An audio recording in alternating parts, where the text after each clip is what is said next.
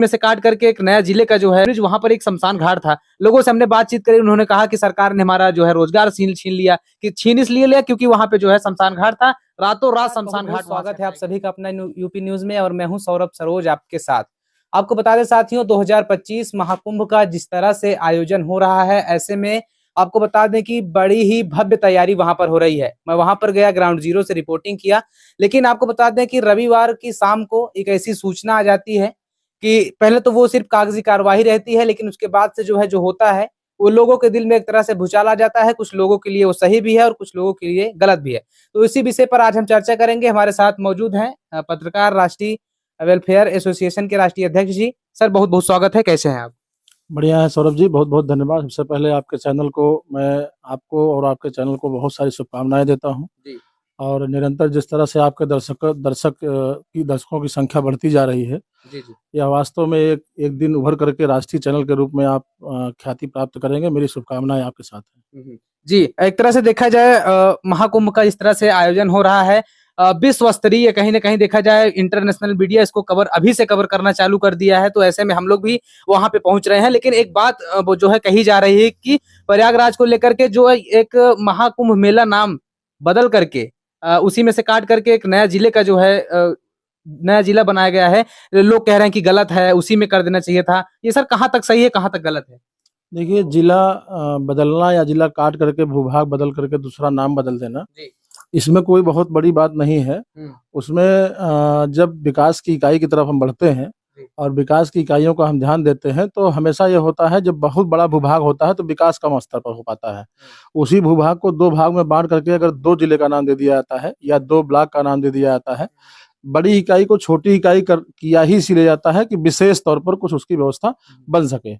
महाकुंभ जिला जो बनाने की बात हो रही है, उसमें सौरभ जी मैं आपको अपने विचार रखना चाहूंगा कि महाकुंभ जो जिला बनाने की बात हो रही है वो केवल संगम नगरी के विकास के लिए है।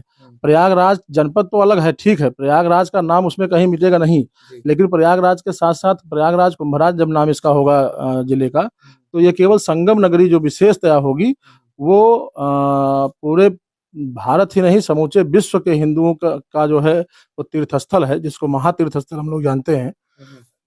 ऐसे तीर्थ स्थल पर लोगों का विकास पूरी तरह से हो सके, वहाँ समुचित व्यवस्थाएं हो सके, पानी की जल निकासी की व्यवस्था हो सके, और तमाम प्रकार से सुविधाएं जो महासंतों की एक जनसभा लगती है, वहाँ पर जमावड़ा होता है संतों का हर 12 साल बाद महाकुंभ का, और हर 6 वर्ष बाद जो है वो अर्ध कुंभ का जो मेला लगता है, और उसमें प्रयागराज ही महाकुंभ का स्थान होता है।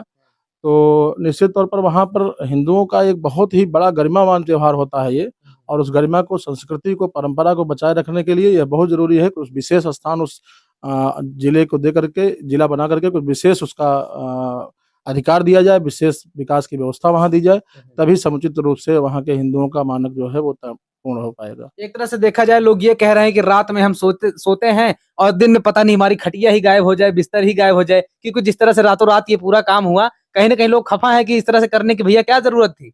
नहीं, उसमें ऐसा नहीं है। लोगों को ये जानकारी पहले से दी गई थी, सूचित किया गया था, सूचना उसको दी गई थी। लगभग 1 महीने पहले ही सरकार ने इन चीज़ों पर वहाँ के स्थानीय लोगों को सूचना दी थी। अब वो अलग बात है कि राजनीति से प्रेरित होकर के कुछ लोग अपनी दूसरी बात को, उसको दूसरी बातें अपने फायदे के लिए गढ़ रहे हों, खोज रहे हों। बाकी मूल चीज़ हमको ये नहीं देखना, मूल चीज़ हमको ये देखना है कि वास्तव में अगर वह हमारी नगरी जो है, जो धार्मिक नगरी के रूप में है, अगर उसका विकास होता है तो निश्चित तौर पर धर्म हमारा कहीं न कहीं मजबूत होगा, हमारी संस्कृति कहीं न कहीं मजबूत होगी, हमारी परंपरा कहीं न कहीं बलवती और बलिष्ठ होगी। इसके लिए वो जो वहाँ हो रहा है वो संभव हो रहा है। हाँ, अगर कहीं सरकार किसी का इस तरह से कोई जमीन या कोई उस तरह से उसमें आ रही है तो उसका उनको मुआवजा मिलेगा।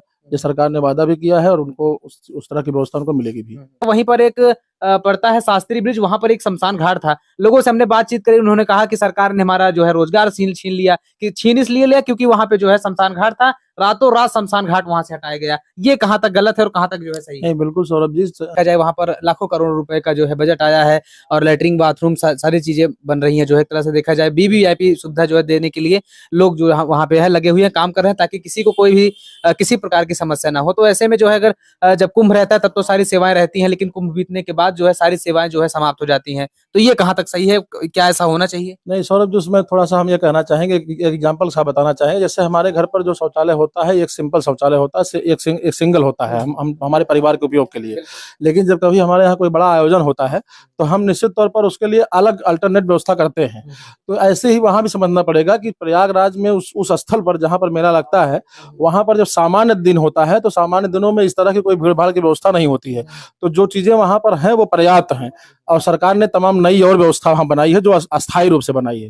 पहली बात। दूसरी बात, जब एक बड़ी भीड़ आती है, बड़ा जनसमूह आता है, तो उनकी समुचित व्यवस्थाओं को देने के लिए तो हमें अल्टरनेट व्यवस्था बनानी पड़ेगी।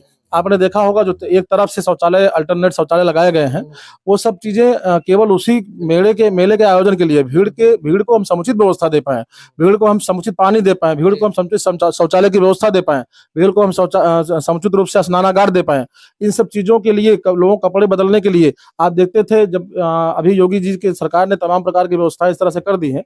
इसके पहले तमाम महिलाएं जाती थी, गंगा जी में स्नान करती थी, और बाहर आकर के कपड़े उनको वहीं बदलना पड़ता था जहां पर आम पब्लिक होती थी। तो वो बहुत शर्मिंदगी भी महसूस करती थी। इसके नाते महिलाओं की संख्या वहां पर कम भी होती थी।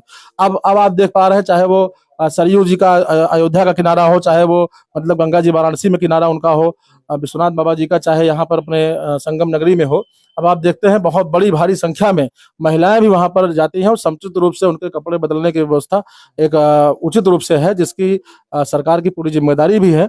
और हमको लगता है कि ये सारी अल्टरनेट व्यवस्था जो होती है वो उसी भीड़ को समुचित रूप से नियंत्रित करते हुए सारी व्यवस्थाओं से उनको लाभ पहुंचाने के लिए ये सारी व्यवस्था की जाती है, जो उत्तम व्यवस्था होती है। मुझे लगता है अगर वो कहीं किसी प्रकार से कम पड़ती है तो उसको और बढ़िया ढंग से करना चाहिए। एक तरह से देखा जाए, प्रयागराज से कट करके महाकुंभ मेला एक नया जनपद बन गया है, तो क्या लोगों को परेशानियां होंगी? आधार कार्ड भी चेंज होंगे क्या? इस तरह का कैसे क्या? नहीं सौरभ जी, थोड़ा सा उसमें अंतर तो होगा। चीजें बदलती हैं तो तब मैंने बताया, चीजें जब बदलती हैं तो थोड़ा सा संकट होता है, लेकिन वो भविष्य के लिए बहुत लाभकारी अगर होता है तो हम उस संकटों को भी झेल जाते हैं। जैसे एक किसान जब फसल बोने के लिए तैयार होता है तो वो शाम सुबह और इस तरह से चीजें नहीं देखता है, और वो संघर्ष के साथ जुड़ता है, और उसको लगता है कि हमारे खेत में जब फसल लहलहाएगी तो वो हमारे जीवन की खुशहाली ले आएगी। तो मुझे लगता है कि जो भी चीजें वहां पर थोड़ा बहुत परिवर्तन के नाते बदलनी पड़ेंगी, चाहे वो लोगों के डॉक्यूमेंट्स में संशोधन रहा हो, चाहे सरकारी दस्तावेजों में संशोधन रहा हो, तो चीजें तो करनी पड़ेंगी, उसमें इब्बत नहीं है। लेकिन अगर वो बहुत बड़े उद्देश्य के लिए हो रहा है, मुझे लगता है वो सब पूर्ण हो जाएगा, कोई उसमें किसी संकट नहीं होगा। बहुत बहुत धन्यवाद सर बातचीत करने के लिए। धन्यवाद सौरभ जी। एक बार पुनः आपके चैनल जो अपना यूपी है, आपके इस चैनल को मैं पुनः अपने समस्त टीम की तरफ से, अपने पत्रकार वेलफेयर एसोसिएशन की तरफ से, अपने सभी भारत के पत्रकारों की तरफ से आपको मैं बहुत सारी शुभकामनाएं देना चाहता हूं। आप भी एक कुशल पत्रकार के रूप में हैं, और मैं आपके वीडियोस में देखता भी हूं, मेरे संगठन के लोग भी बहुत सारे लोग देखते हैं, और बहुत सारे लोग पसंद भी करते हैं आपके अपना यूपी चैनल को। मैं बहुत सारी शुभकामनाएं अपनी तरफ से प्रदान करता हूँ। भविष्य में मैं चाहता भी हूँ, मेरी इच्छा भी है, भगवान आपको इस तरह से आगे बढ़ाए कि यह आपका अपना यूपी चैनल एक राष्ट्रीय चैनल बनकर के उभरे। बहुत सारी शुभकामनाएं। बहुत बहुत धन्यवाद भैया जी बातचीत करने के लिए। धन्यवाद सौरभ जी। तो बिल्कुल साथियों, मैं आपको बता दूं कि पत्रकार वेलफेयर एसोसिएशन के राष्ट्रीय अध्यक्ष इस वक्त हमारे साथ थे। यह वीडियो देखने के बाद आपको क्या कुछ प्रतीत होता है, अपनी राय जरूर दीजिएगा। जय हिंद।